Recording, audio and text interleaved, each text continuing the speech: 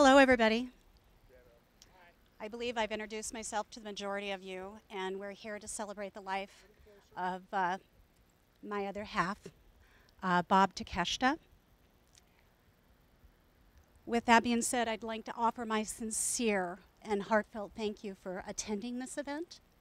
He was a remarkable man, and I'm hoping that at some point in time during this get-together you feel compelled to share a story about Bob in the Hawaiian tradition of what is called storytelling.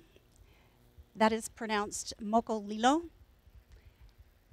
and it was near and dear to his heart. He loved everything about the Hawaiian culture. This information will be put onto YouTube, so I hope you feel comfortable with that. This is sure to be some interesting story to come out of all of this.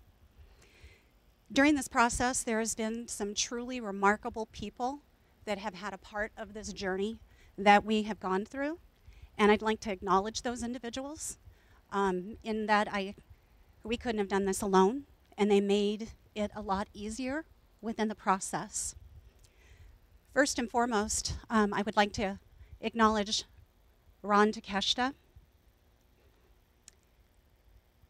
He did so much more than I can put into words for his brother. His daughter, Amanda, that was also part of this process, obviously, and especially to her other half, Nate, who supported her and held her up when nothing else could. Of course, there's my mother, who loves me unconditionally. Chris, his sister, who long distance gave of herself in untold ways. Probably the one that touched me the most, bar none, was Mark Takeshita and his wife Yumi, who at the latter stages provided Bob with some sustenance because he went back to his Japanese roots and the things that he enjoyed, such as miso soup, mochi, anari, things near and dear to him. What you may not know is that Mark was instrumental in helping Bob leave this place in a state of grace. There was also Tisha Takeshita, who we burned up many text messages during this entire process. Scott Bailey, who is Bob's other brother from another mother, was the big joke, and I mean that in all sincerity. He is a beautiful person who shines very brightly. The two people that held my hand and held me up over and above the individuals I just spoke about are unable to be here today, but I do want to acknowledge them. They are my managers at David's Bridal, and the things that they had helped me with and held me up and supported me were far beyond that you could even imagine or expect of anyone. At this point, I want to again thank you for all attending, and I invite you to share a story about Bob. My story is going to be a little bit different. I've got a million that I could tell, but the one that sticks in my mind, which would not be considered typical of the Bob that you know, was when we were at Fred Meyer's waiting in line to be checked out. And we had a single mother with two young babies that had a gift card and was just chattering because she was getting the chance to have two pairs of earrings. One she got free for buying the other. And when it came time to spend or to pay for these items, her gift card did not cover the purchase of the things that was very obvious she was buying for her family. At that time, Bob, without question, paid it forward and paid the entire bill for this woman to support not only her family, but also to give her those things that normally she could not afford. And that is my story. Anybody?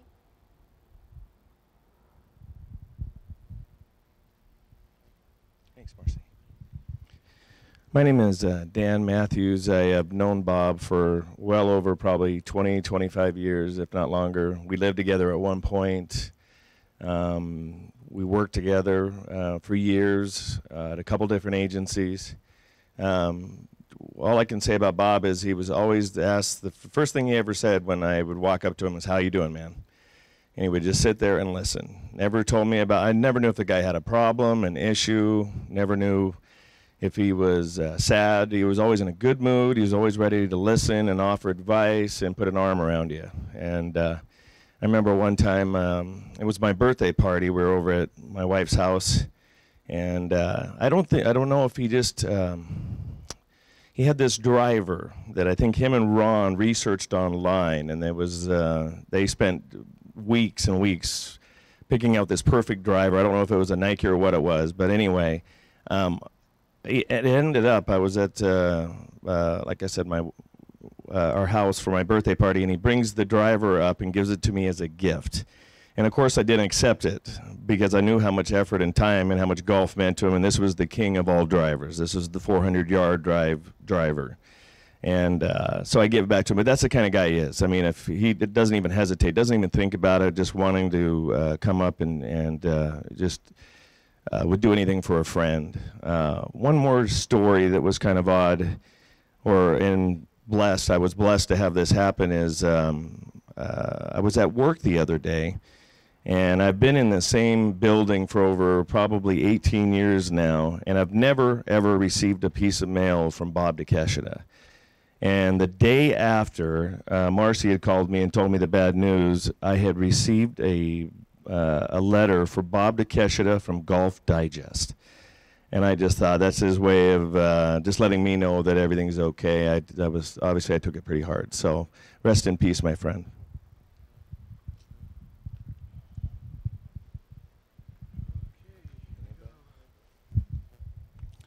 It seems I knew a different Bob Takeshita than you did. The one I knew was young and brash and creative and wouldn't take crap from anybody. And I remember he and I got into the ad business together. My name is Bill Burke. And Bob and I were best of friends for a very long time. I can't believe he's gone. Forgive me. Anyway, Bob and I worked for the community press, and we got used by the publisher. We got sent down to Portland to entice these people to give the community press a whole bunch of money so we could promote the paper here locally.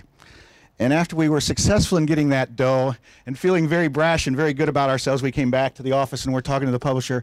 And he then introduced us to the local agency he was going to hire to spend the money that Bob and I had just gotten for the paper. This is where the Bob Takeshita I knew came out. He stood up, he goes, "Hey, you and you and you," and walked out the door. Went to his car, drove away, only came back to pick up his check. Bob had been hurt. His pride had been hurt. His soul had been hurt. And the Bob I knew didn't take that kind of crap from anybody. I'm going to tell you the other side of Bob Takeshita. He and I were such great friends. One night after I finished playing in a band, I stopped by a local drive-in restaurant and got a hamburger, and by the time I got home, I had food poisoning so bad I thought I was going to die. The only person I knew to call was Bob. 2 o'clock in the morning, Debbie answered the phone. "What do you want, Bill?" "I want Bob. Please put Bob on the phone." Within 15 minutes, Bob made it from all the way on the north side of town, all the way to the south side of town, rushed me to the hospital, got me taken care of, made sure I was okay, got me to the room. He was my brother. He was the most talented graphic artist I've ever met. No one in Spokane has ever had the line of Bob Takeshita art like Bob. He influenced all of us in the business. Every one of us, whether we want to admit it or not, we all got a little more attitude, we all got a little more style, and we all produced better work because of Bob Takeshita. Thanks for letting me say that.